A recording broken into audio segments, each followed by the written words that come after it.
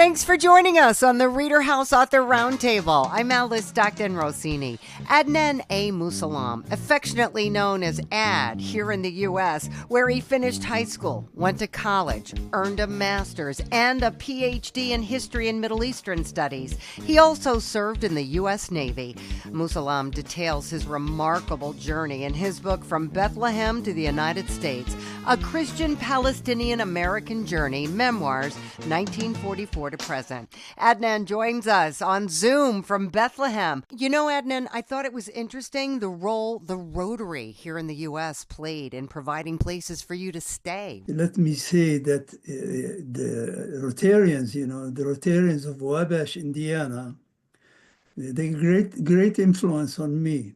At that time, my dad was the mayor of Bethlehem. 1958 through 1962, and during that time, he attended an international conference for the mayors. And during that time, he met the mayor of Wabash, Indiana. And at that time, I was attending a school, what we call the Terra Santa School in Bethlehem. It's an Italian school, okay. Earlier, I attended a French school, okay. And at that time, I had in mind, I want to leave back home. I want to leave Bethlehem. I want to, like many young people, they want to leave. Because, you had the Arab-Israeli conflict. And then every young people like me, they want to leave. They want to go out to get education and stuff like that. I just want to find a way to leave. I want to find a way to leave. So what I did, I had to use my mind. I have to use my mind so I can leave. So I knew my dad was in touch with many international persons who he met in the United States during the international conference. And guess one of these people was Mayor Lugar, who became Senator Lugar, and including Mayor Mitten of Wabash, Indiana. And guess what? I start writing these people without telling my dad even. I start writing them in English and tell them I like to come to the United States and stuff like that. And one of these people was Mayor Mitten of Wabash, Indiana, who was a Rotarian. And Mayor Mitten of Wabash, then he talked to the Rotarians there. He told them, how would you like some young man to come so he can sponsor him from high school and stuff like that. And I don't know, the idea worked. If there's a will, there's a way. You are that guy. Yeah, that's what happened. They influenced my life to a great extent because I spent 1 year with 5 Rotarian families, American families, of course. And eventually I stayed in the States. And then I went to Indiana University in Bloomington, Indiana, one of the better American universities, of course, in Bloomington, Indiana. And then I finished my bachelor degree and my MA degrees in Indiana University. And I later on went to Michigan, stayed for a while. But during that time, I also worked at Chrysler Corporation. I did some summer jobs there at Chrysler, 1966. And I did Chrysler work also in 1974. And later on joined the Navy, the U.S. Navy, spent some time in the U.S. Navy. And it's part of my life, I went through ups and downs and all that stuff. And then I was married in the States, and, like every human being, I'm sure of many people that went through ups and downs in their life. And I went to the Navy, and that's another turning point in my life. And I was so happy I did that because that gave me some kind of another push. I did very well in the Navy. I did really very well in the Navy. I had a choice to continue in the Navy and to become I went as an enlisted man, but I did very well. I got a U.S. Navy medal, a really good medal there. And I had a choice of staying as an officer then, but I decided to continue for my doctorate at the University of Michigan, Ann Arbor. And that's what I did. I chose to continue my doctorate. And that's what I did.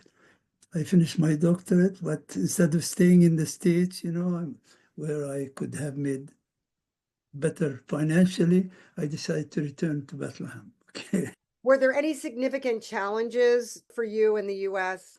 I became Americanized to a certain extent.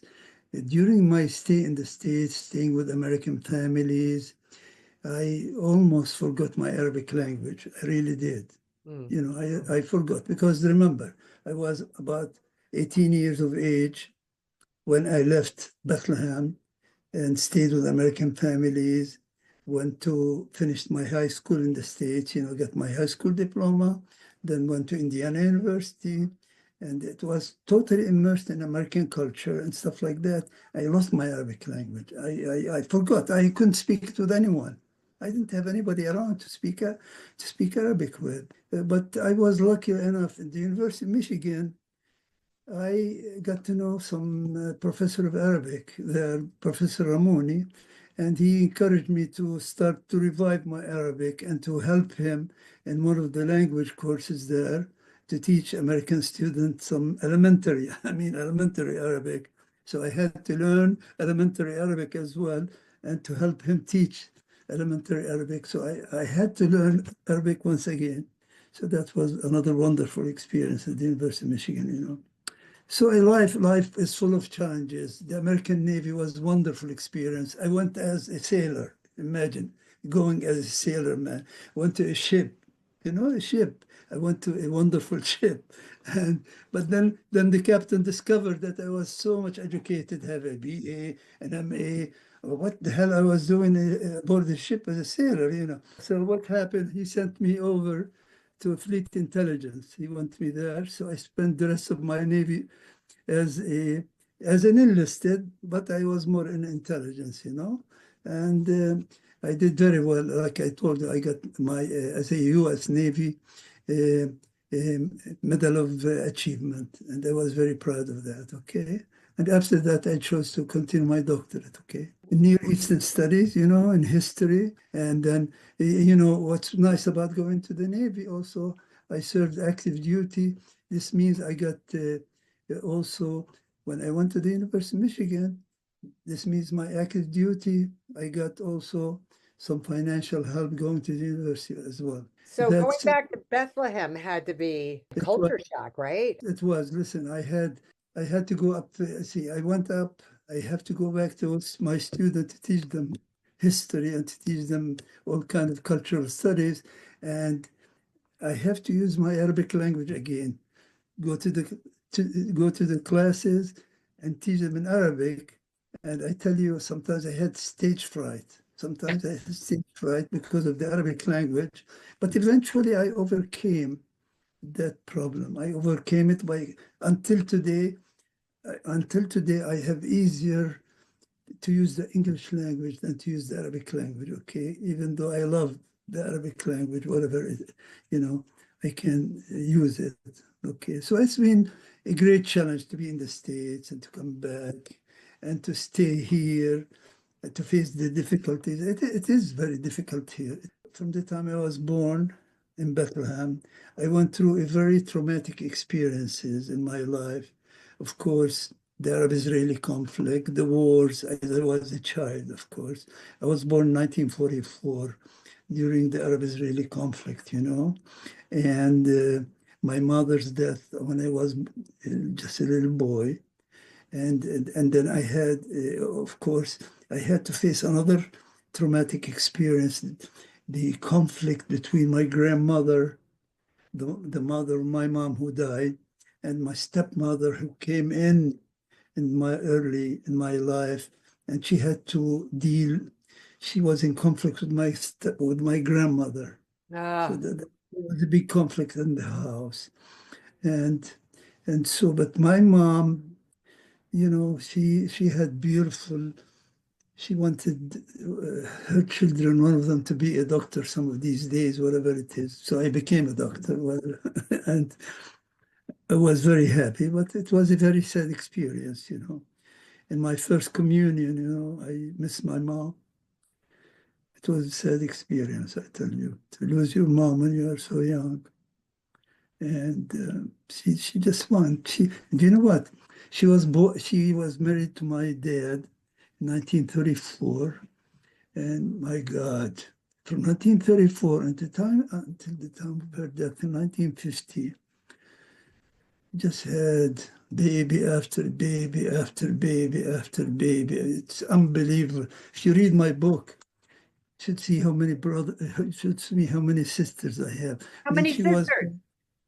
I have Layla, and I have Amal, and I have Suhaila, and I have Nawal, and I have Tony, and I have Suad, and I have me, and I have Abla, and then I have Hiyam, who died, who was born, and then my mom died, you know. So from the time she was married in 1934 until her death, she was every day having babies. I said, why? I said to myself, why she get pregnant every year? Why?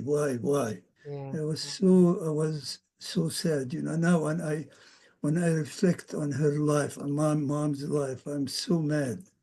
I'm so mad. I don't know, I'm mad at her or am I mad at my dad for just completely having her pregnant, my mom, Right. until she died. That had to be rough. Adnan, you also talk in your book about the Arab-Israeli conflict, right? I do. The Arab-Israeli conflict.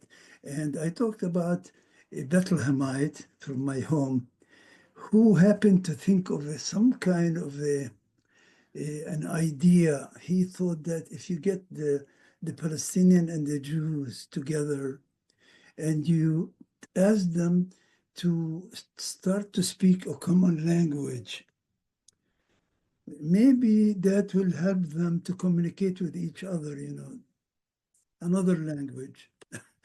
But it was a novel idea. Nobody would even listen to him, you know. Yeah. At that time, there was another language. Somebody who is a Polish doctor was developing a very simple language, Esperanto language, Esperantine language. And so he wanted that language to become the common language for both Jews and Arabs. But it just didn't work. He made a booklet out of it, and he spread the words about this unique language. He wanted Jews and Palestinians to talk it and to develop common or whatever it is, but it didn't work. Okay. Do you think that would ever work? I don't think so. It was a novel idea, and nobody took him seriously. Right. Okay.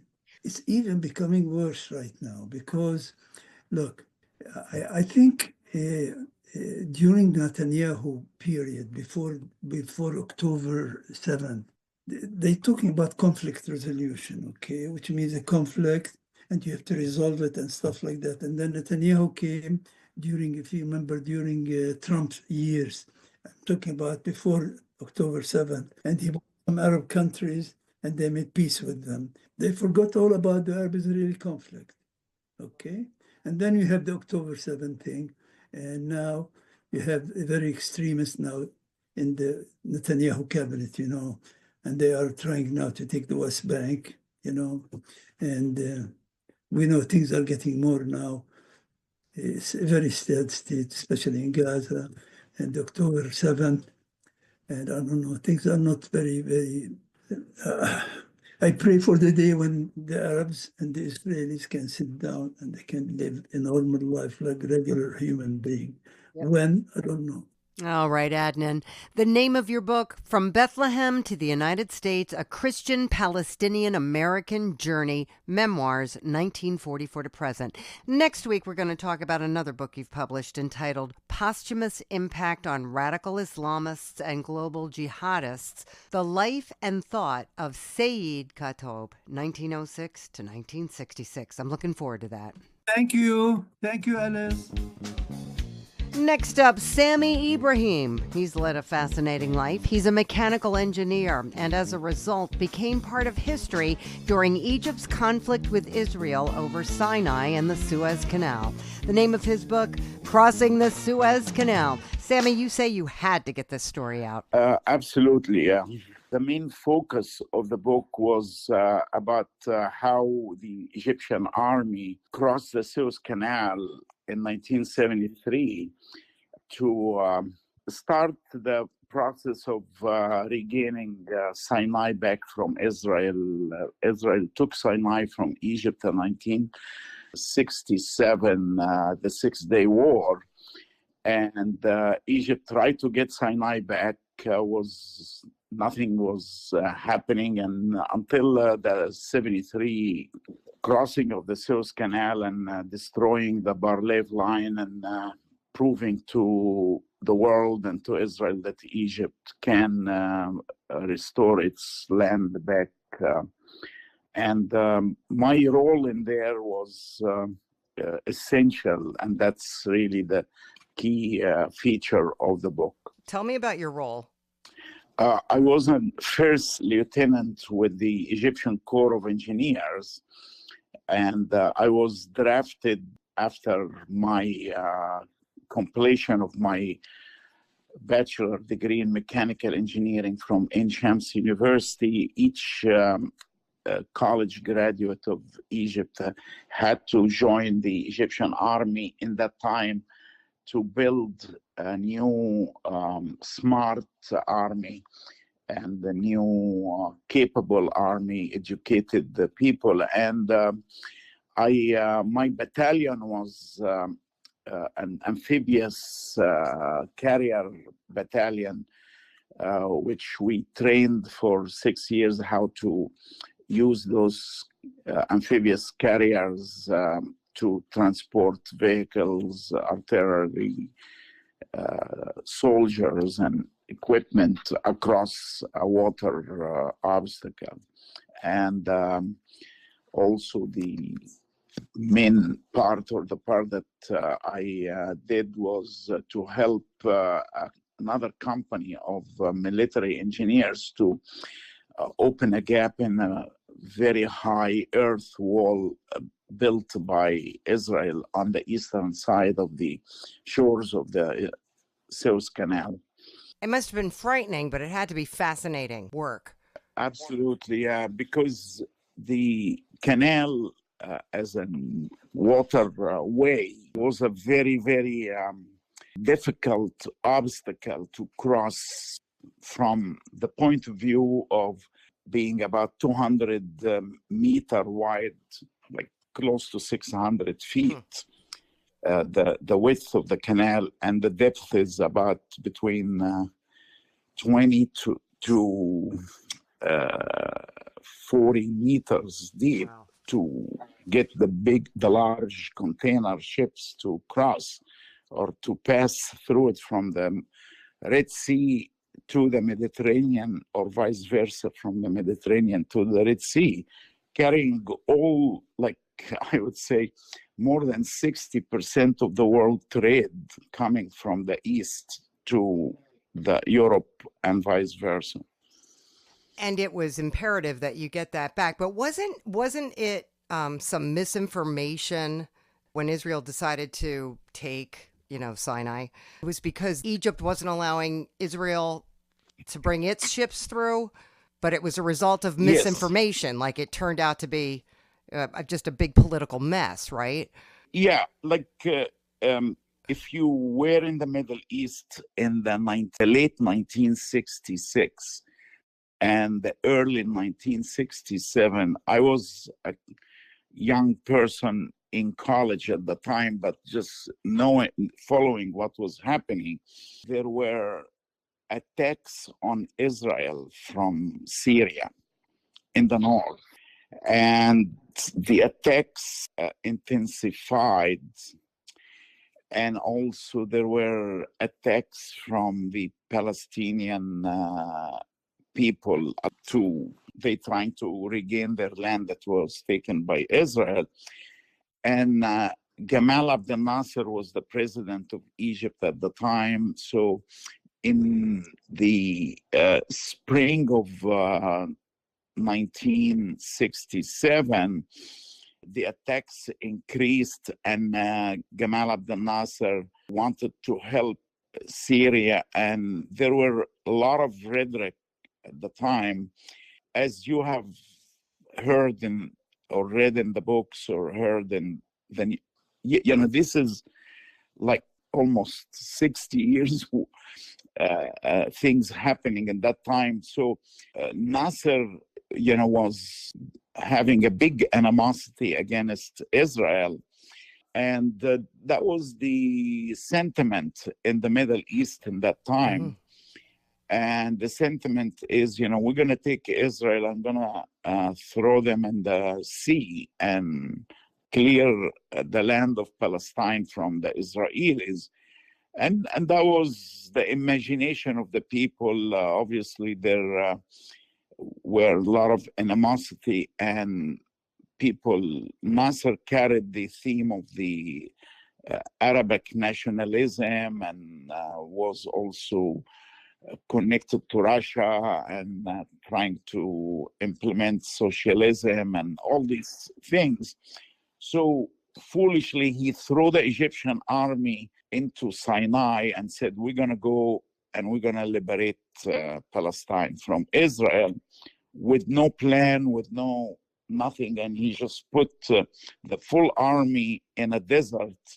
And then Israel, also there were activities like that in Jordan and with Syria, and the three countries kind of made an alliance. We're going to go and attack Israel, but they did not have an attack plan or anything, rather than just bringing their army, their soldiers, their equipment, putting it in Sinai. And Sinai is a desolate desert, it has no water, and it's completely open. It's no trees there. So so if you put an army in a desert with no air cover, you're a sitting duck. Kind of, yeah, exactly. Yeah.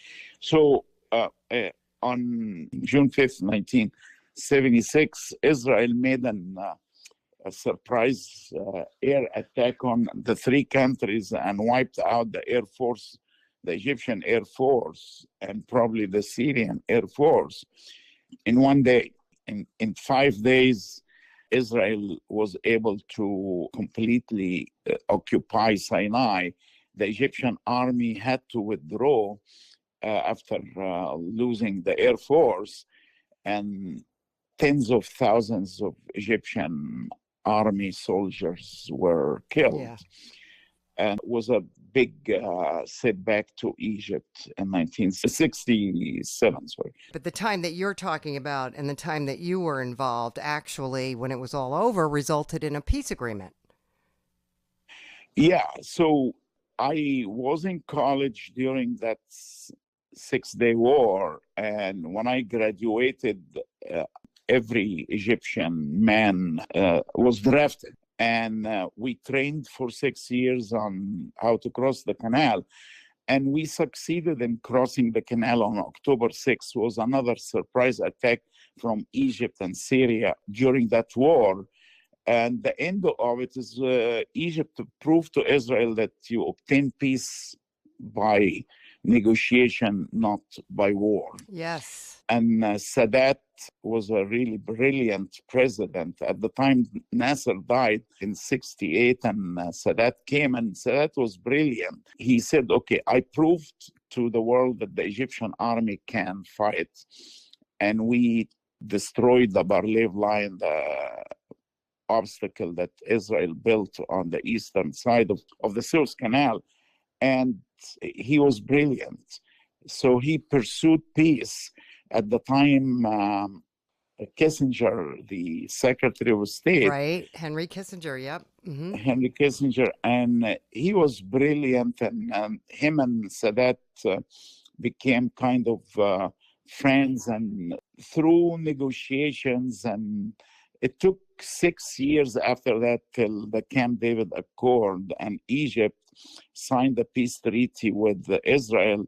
There was an initiative before that when Sadat in 1977 said, I'm coming to visit Jerusalem, and he spoke at the Knesset in Israel, and Egypt and Israel started to get to peace through negotiation. And that's what I explained in the book, that the war accomplished just tiny success and tiny milestone, but that tiny milestone was necessary to get the two parties to sit down together and talk, ultimately. And talk. Yeah. And that is really the key to any success between countries, is to sit down and negotiate, not by war, not by killing each other. And I explained that very well in the book. And that the other personal part of it is showing how I am myself as a Christian Egyptian, have faith in Christ and prayed. And I said, Lord, before the war, help me to succeed in my task. And that's what I witnessed and said about how God saved my life, but helped me to succeed in accomplishing my task, and how the grace of God and the protection of God were with me all the time during this. Samy, you need to go into a history class. You need to, this book is a piece of history, your personal experience crossing the Suez Canal. I would like to get the story out there. And I think probably I'm the best person to describe it because I lived through it.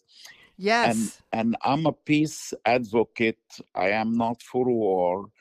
I prayed before the war. I said, Lord, don't let me shoot one single bullet. And I did not shoot one single bullet. As a Corps of Engineer, my duties were technical and construction.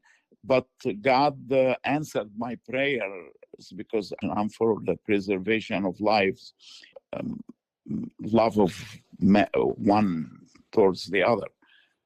That's just my character. Yeah, you're a great resource for schools, for colleges, anybody studying the Mideast, Yes. Do a presentation at your local library. Yeah, and I love to do that, and I'm ready to do it. Just needed to talk to the right people to get my foot in the door and start to get the message out there. And also the information in the book about the history of Egypt and how we, the Egyptians, lived together, Muslims and Christians, and loved Egypt, and how we loved the life and enjoyed sports, all the culture of Egypt. It's a wonderful country and wonderful people, and they get along with each other very well, and thank God for that. Yeah. Samy Ibrahim, Crossing the Suez Canal. Thank you so much. You're welcome. Professor Philip Adetiloye has gained international recognition for his research into science, religion, and mysticism. He's written at least 10 books, but this is the first one for Fulton Books, entitled How and Why We Came from Planet Mars to Planet Earth. I studied at the University of Nigeria, Nsukka. I got my Bachelor of Science in Agriculture, and I went back for my Ph.D. in the same university and got my Bachelor's in Crop Science from University of Nigeria, Nsukka. This was between 1972 and 1980.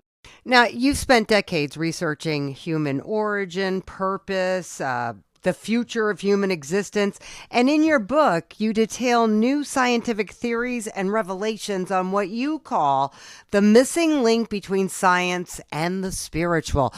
Explain that. When I was doing my PhD research, I was working on cropping systems, and I saw some problems when I was doing the PhD, and I tried to solve this problem after thinking back and forth in about 6 months. And I developed some systems theory to solve the problems in intercropping systems. These papers were published in international journals, and they received the reprint requests from all disciplines internationally. I got reprint requests for this paper from NASA, from Soviet Academy of Sciences, from Latin America, from Europe, from different disciplines. So my theory from the PhD research was a kind of general systems theory.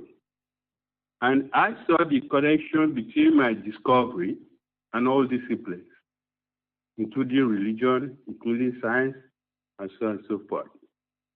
So it was this systems theory that I discovered that prompted my works into other disciplines.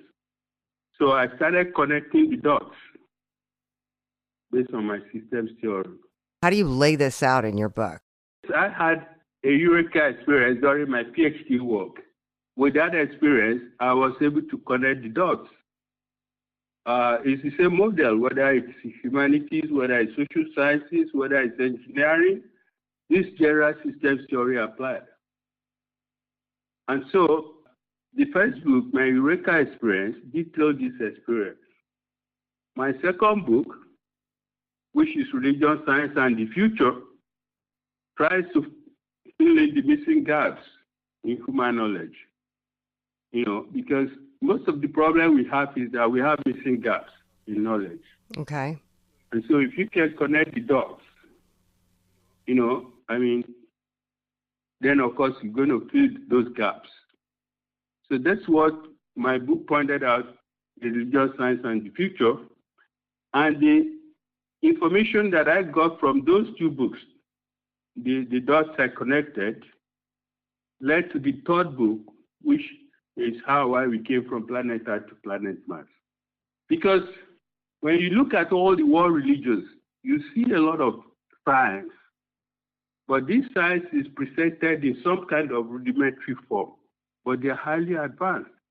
And then you see techno-signatures that people are not even conscious of, like crop circle formations. You see mathematics in all the ancient religions. And you wonder why. How come it is advanced mathematics in all the ancient religions? If we evolved from apes to Homo sapiens, as Darwinian evolution told us, how come we have this information that will have spanned thousands, if not millions of years? Where did they come from? So that's those are the evidences we put together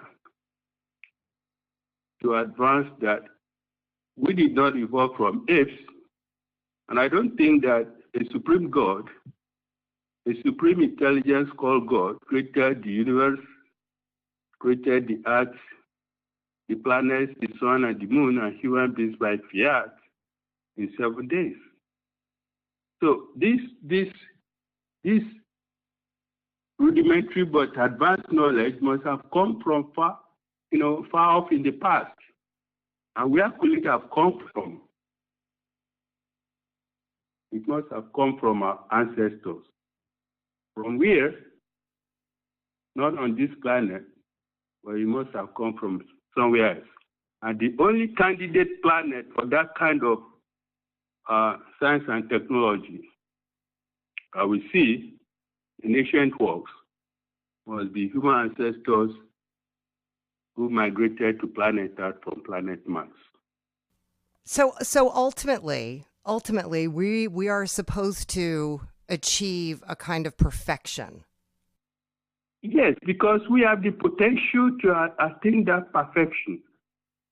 And this is the beauty of that book, that we as human beings, we have the potential to attain perfection. Every human being is a potential genius. But somehow, we lost that track. Right. And now with the advances in science and technology, we are moving at a very fast pace. But if we don't look at the past and see the failures of the past civilizations, that went to cataclysmic destruction, we might also end up in the same way. So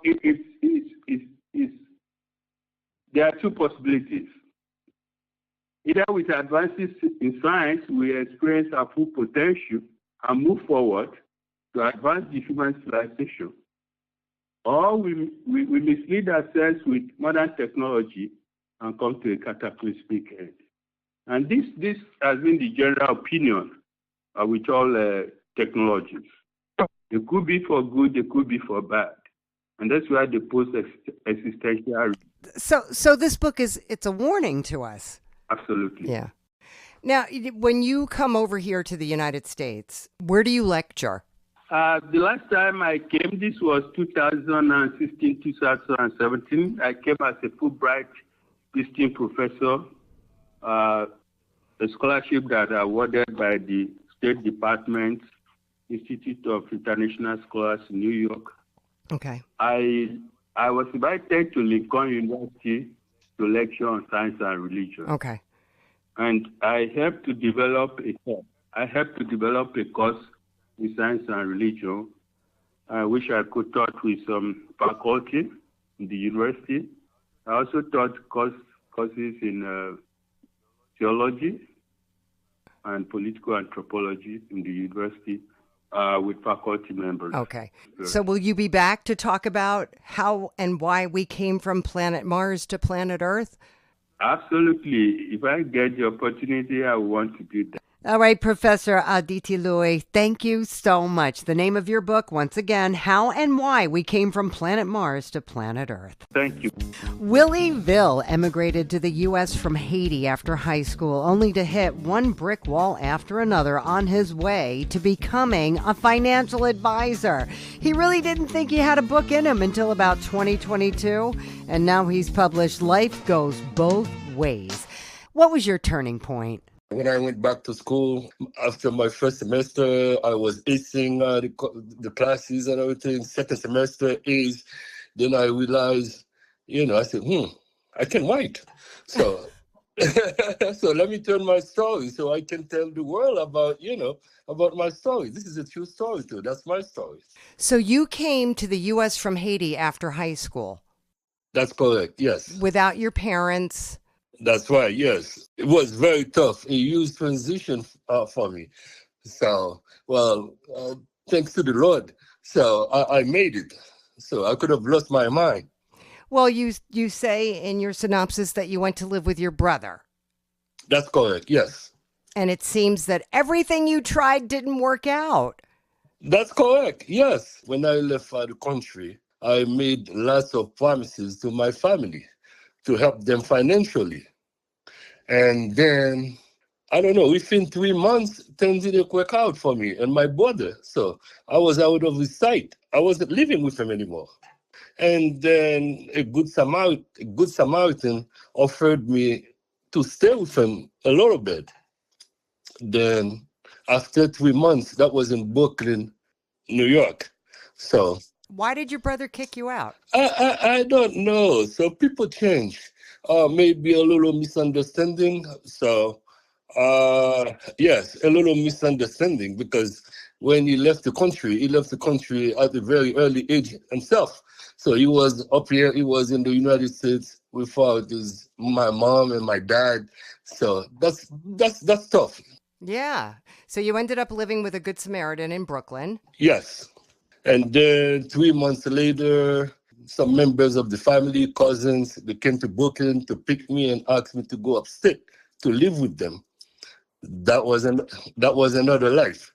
So then my struggle started again. So luckily I met my girlfriend, which is my wife now. So that's when things started to mellow down a little bit. Well, it's interesting. You kept trying to go back to school, and every time you tried to go back to school, something happened that you couldn't seem to finish. So what did you end up doing? Oh, I was working. So I was, doing jobs here, jobs there, doing things that you didn't like. So I was always working to support my family. So the jobs I was doing, I didn't really like much because that wasn't my goals. you know, because when I left Haiti, I was a pretty smart student. So I thought, okay, my aspiration, I wanted to be a doctor. Oh my goodness. That's what I wanted to be. And then when things were going that way, so I was really, really disappointed. I was a sheet metal worker. Oh, that's tough. Yes. You know, so leaving Haiti, where I was very fortunate, I didn't have to work. Now, that was really, really hard work. So That is. But you know, your children were so successful. They went to college, they ended up with careers, and I guess COVID was a good thing for you. Well, that's what I said. It was meant to be, I guess. So, Yeah. yes, COVID was a good thing because, let me see, Purdue, I had my AAS, an associate at that time. Okay. And let me see, somebody from Purdue Global, a coordinator, called me. And then we were talking, and then she was saying, "What are you doing?" I was telling her what I was doing. She said, "Why don't you try to go back to school?" I said, "Well, I think I'm too old for this stuff, so I don't want to go back to school." She said, "Well, give it a try. Let me tell you one thing." She said, "Okay, you're in the financial industry, so maybe you can go for some more licenses, and then your career will pick up." I said, "That's not a bad idea, but school, this is going to be too expensive." You see, I'll tell you what. And besides, I left school a long time ago. He said, "We're going to give you like a month or a month and a half without you to pay anything for tuition. If things work out for you and you like it, so you can continue. If you don't like it, okay, so beat it. As a matter of fact, if you like, we can help you out a little bit." I said, "Okay, if this is the deal, sounds so good to be true, let me give it a shot." I went back to school. The first week, I was acing the class. Second week, Wow. she said, "Oh, you're having A's. You're doing pretty good." I said, "Okay, let me give it another 2 weeks, throughout the whole semester until I graduated." So I graduated with honors and everything, straight A's. Purdue University Global. Yes, That's amazing. thank you. I mean, it just seemed like you had for 50 years, you had such a tough life. And then finally you were able not just to prove to your family, but to yourself. Yes, I had to, because that was my message. As a matter of fact, my messages to my kids throughout their whole lives. I said, "Well, look, I'm an immigrant coming from another country. So if I can do it, so you guys are born here, I expect you guys to do better. I think you can." And then I said, "You know what? Let me try to write the book and then tell the whole world my story. Maybe people will learn from my lessons, and then I give them some advice too. They can pick up from there, and then their life will transform, just like my life did." And that's what I did. And then you wound up in financial consulting. Yes. 50 years later, that's amazing. It is amazing.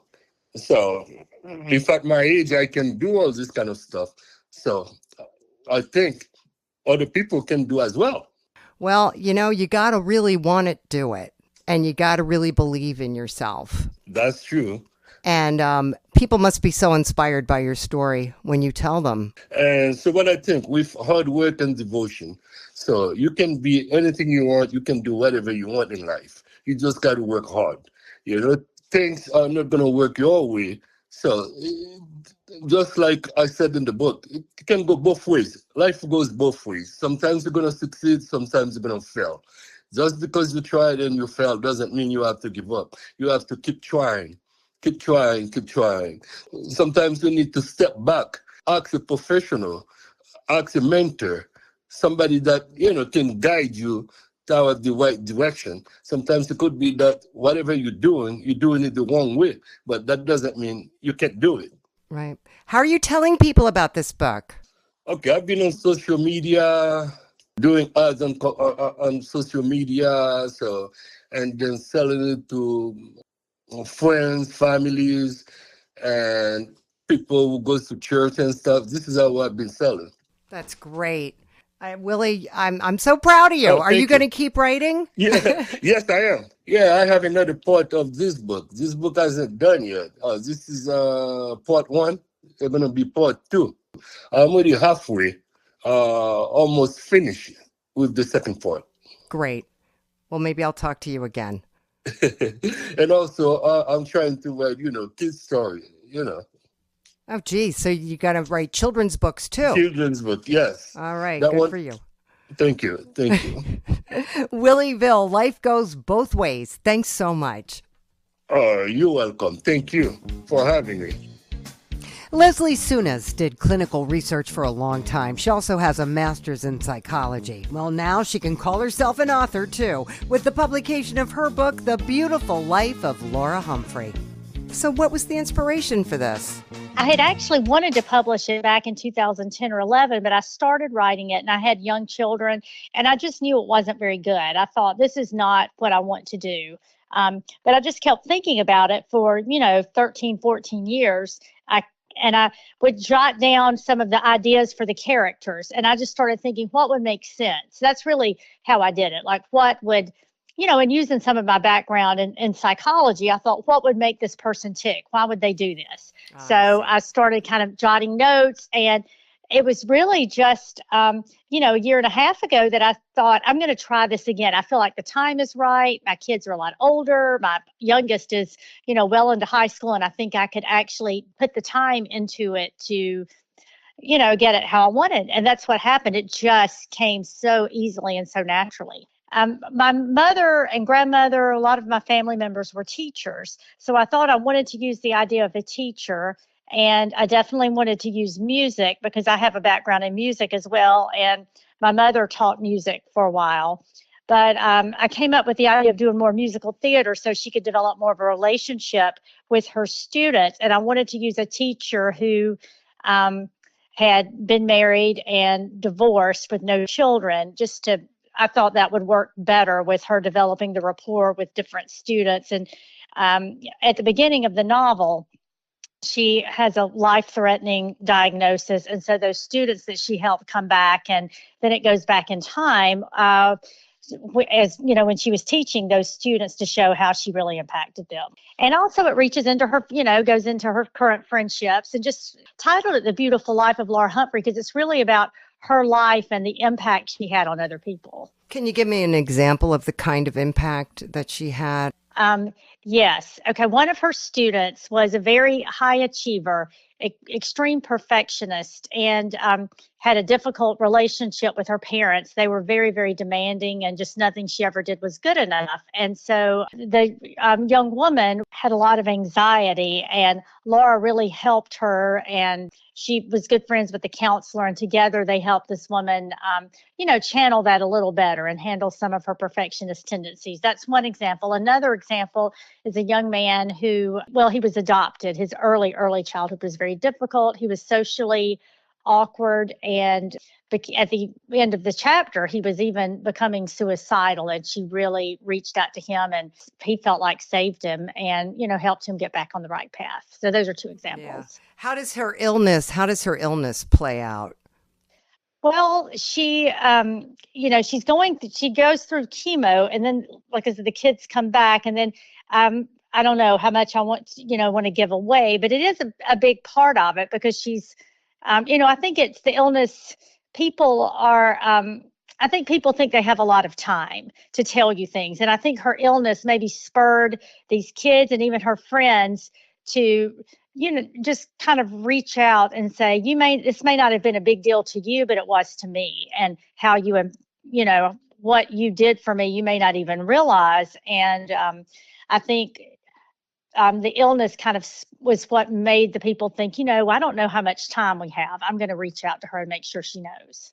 Yeah, isn't that interesting, though? Because I think that's very true. We think we have all the time in the world, and then all of a sudden we're faced with something. And you wish you had more and wish you would have said more. And I think that's kind of what, she was, I guess, fortunate. And then the chemo did, the first round, you find this early out, it seemed to have done really well. So there was a little time, but for them to at least go back and talk to her. But then, you don't know. Yeah. What's your greatest hope for this book?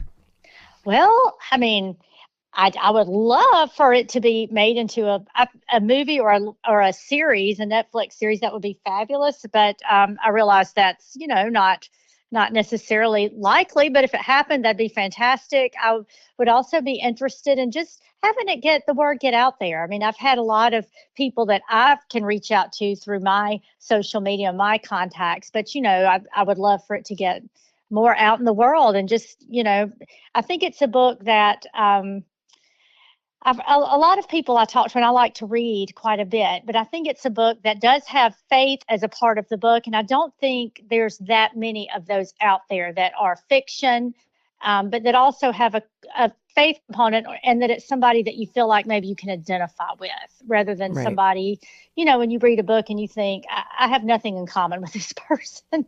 Right.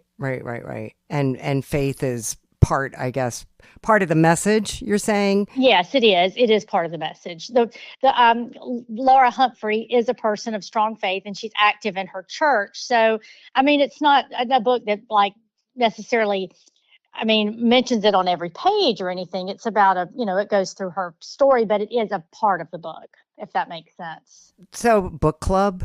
Yes, I've had a couple of book clubs who have done it. Well, actually, my book club, and of course, we talked about it. And then another book club asked me to come in and talk about it, and I have a third one coming up. So hopefully, I would definitely be open to speaking at book clubs, and if it's not local, we could do a phone call. Would be fine. That's great. That's a good place to start for something like this. I think is a good book club book, and it's not so long. I've heard a lot of complaints, maybe from people in my book club who, are kind of tired of the 500, 600 page books, so they can't get it done in time, especially if they have, just have other things and they can't just read whenever they want to. It's very tough to read a 500 or 600 page book for a book club, but this one's just under 200. Very, nice, quick read, but I think a few people said they would have liked a little, for it a little more. And I thought, well, you always want to end when people want more, not when they're tired of you. So.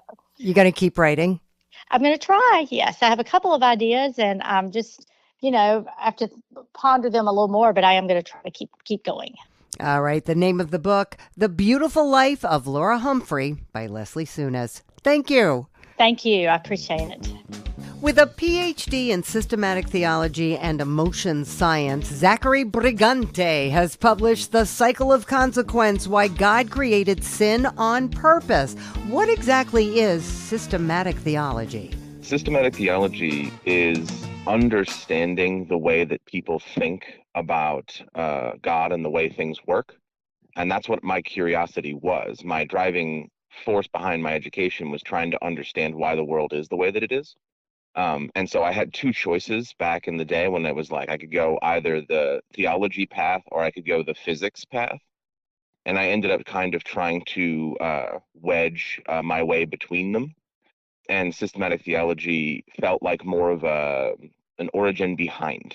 Like, okay, here's physics, but what's behind the physics? Okay, that seems to be this spiritual route, this being who created the rules and managed the way that everything functions. That is so interesting. That kind of makes me think about, they've done like studies on prayer and how your belief system actually getting some results. Right. Well, the interesting thing there is actually a lot of research into the placebo effect, which is that in many cases, the people who are taking the sugar pill still have fully recoverable results. And so even the people play off the percentages where it's like, okay, for our trial, 65% of participants, had a decrease in symptoms, while in the control, the placebo group, only 45% had a decrease in symptoms. And people always brush over the control group as if 45% of people having a decrease in symptoms for nothing doesn't matter. Yeah. But that blows your mind, really, if you really think about it. And this is true for almost all studies. Like, nobody's coming in and saying in our control group, nothing changed. Right. And so there is this sort of in the position of things we don't know about. When you don't know if something's going to happen, things can change. And I think this is where the entire concept of the God of the gaps comes in, where there's something about not knowing that allows things to happen that just seems to not happen in places where we are confident we know what's going on. How did the cycle of consequence come about? So this is the culmination of a lot of the research I've been doing into why the world is the way that it is that I spoke about earlier, which is when I started looking into it, I saw this trend. I'm like, why do people do bad things? And I wanted to figure that out first. And so I started going down the road of, okay, well, sin spiritually is the people doing bad things. That's people going against the concept of love or deity in some cases. And I'm like, okay, so what leads us to do these bad things? And I researched it and I found out that, well, when people do these bad things, when people are angry, when people are lashing out, they're doing so because they're afraid. That even when, I've had so many arguments with people who are like, no, because I was this. And I'm like, yeah, but what's behind that? And you just keep asking why. You're like, okay, so why did you feel that? Okay, so why did you do that? And it always comes back to, well, I was afraid that people would think of me differently. I was afraid that I would lose this. And so you get this afraid at the root of all of these bad behaviors. And I was like, huh, that's interesting that fear seems to be at the root of all of this. And so I started pursuing that. I'm like, okay, so why are we afraid? What is this about? And I started learning about the innate nature of fear, how it's there when we're born, how it has, evolutionary roots about protecting us and motivating us. And I'm like, well, that's interesting, but where does this fear come from? Why does it appear? And as the further I dug into the emotion of fear, the more I started to realize that the root of all fears is the fear of the unknown. That there was no fear that didn't fundamentally come down to, I don't know what's going to happen, or I don't know what is happening. And so I thought, okay, that's interesting. And I just kept following that string back and back and back. And from sin to fear to ignorance. And then I'm like, okay, but so ignorance is just a reality. They're just things we don't know. This is just true about us as humans because we can't tell the future, right? We can't know everything. And I'm like, okay, so it fundamentally comes down to this ignorance concept. But why, if I was and then I put myself into the position of an all-powerful deity, right? If I'm creating a universe, why would I want to create this gap, this ignorance bit in here? Because if people knew everything, then they would just do the right thing all the time. No fear, no ignorance, none of that. And as I kept thinking about that, I was like, well, we kind of, if free will is something that I want in this universe, then you kind of need that ignorance. You need to be able to not know, because if you know what's going to happen, you're not making decisions anymore. You're just traveling the path of least resistance, just like a river down a mountain. Right. Where rivers don't have a choice to be like, oh, here's an option. I'm going to go uphill over here because I prefer that part of the mountain better. Right. Right? They don't. And so having that full knowledge would mean that there's no choice. And then that comes back to, and I'm like, well, that's interesting that works that way. And then it comes back to, well, most people in the world, whether they're religious or not, will acknowledge that love, especially unconditional love, seems to be the primary function of life. Like if you look at research about what people regret on their deathbeds, if you look about what people most look back on their life and what do they remember, what do they consider to be the most valuable, the thing it was all for, it ends up being love. It's family, it's connection. Right. And so then I started looking into that as well. And it just it all came together in a string of, well, this makes sense only if this, because if you want love, you have to have choice, because love has to be chosen. Every story that has somebody who thinks they're in love and then finds out that it was in any way manipulated, in any way not their free choice, is like, this isn't love anymore, and it all blows up. Right. And so we instinctively understand that there's love, and then there needs to be choice in love, and then in order for there to be choice, there needs to be ignorance because of the previous comments all the way through. So interesting. Well, in terms of laying out the book, laying out this message, how do you do that?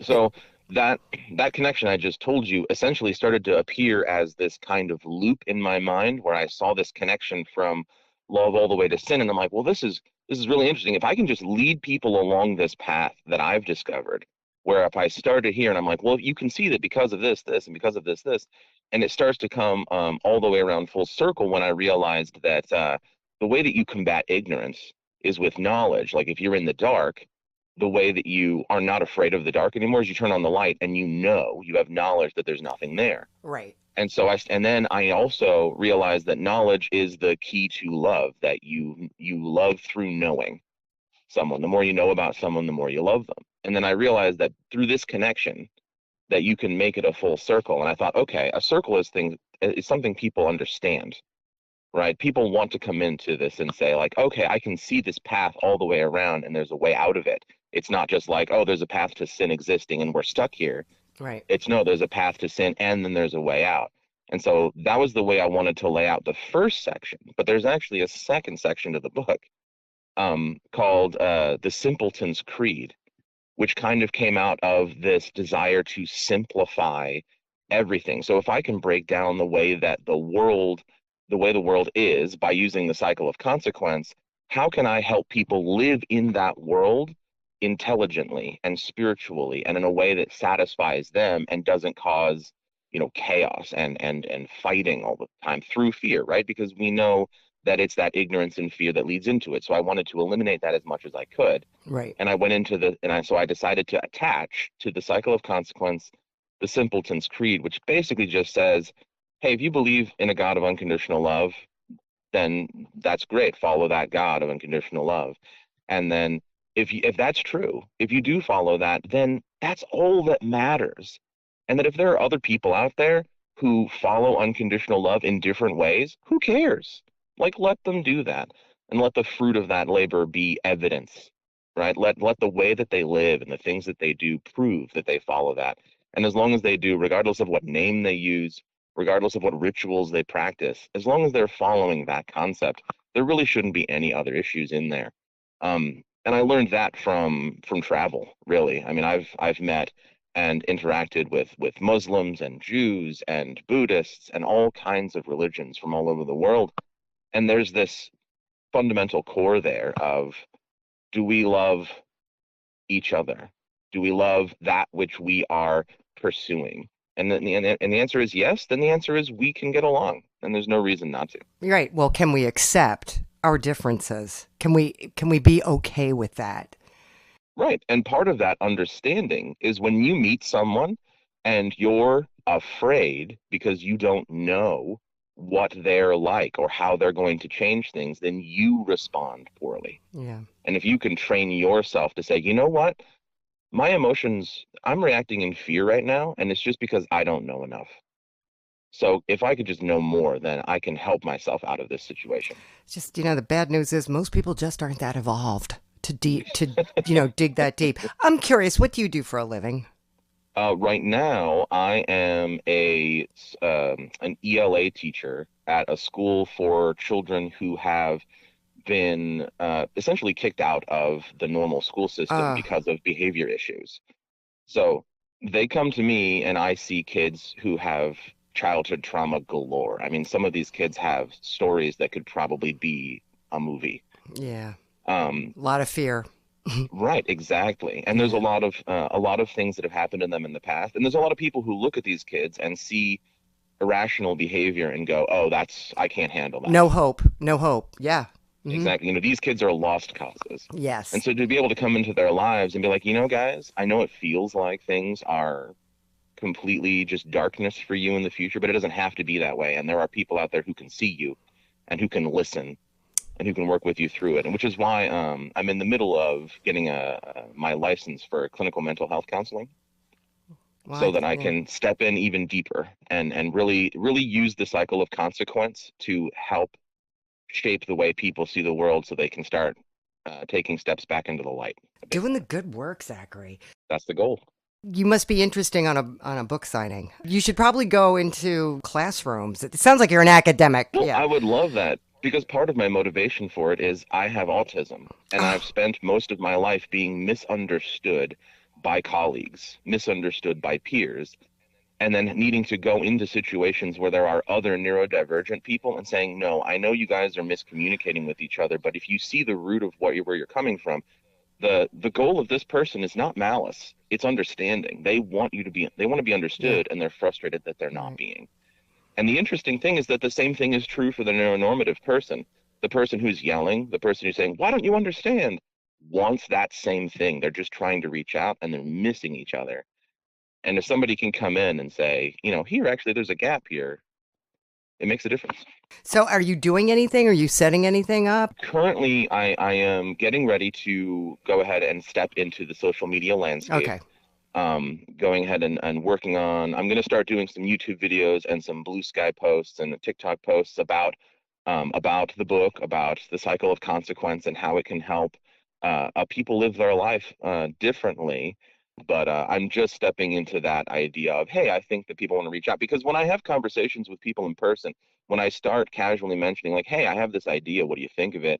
Or people come to me and they're like, oh, I have this life issue. And I'm like, well, if you think about it like this, and they all get very interested, right? They're all like, oh, that makes so much sense. Yeah. The number one review I've gotten from people who have read my book has been, I knew everything you wrote about in here.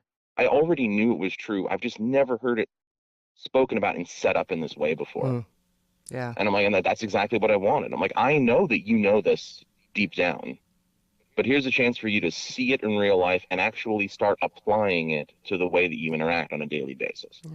I'm really hoping that if nothing else, it just changes a few lives. I didn't get into it because I wanted to become a rich, popular man. I just wanted to help people navigate their lives in a bit easier way. Great. Zachary Brigante, thank you. The Cycle of Consequence, Why God Created Sin on Purpose. Oh, thank you so much for this opportunity. We hope you enjoyed this edition of the ReaderHouse Author Roundtable, where authors from all walks of life come together to discuss the trials, tribulations, and triumphs of publishing their books. I'm Alice Stockton Rossini. We hope to see you back here every Saturday night at 8 o'clock, or listen to our podcast anytime on Spotify, Apple Podcasts, Stitcher, TuneIn, and PodServe, just to name a few. The Author Roundtable is sponsored by ReaderHouse Online Bookstore, where independent new authors come first.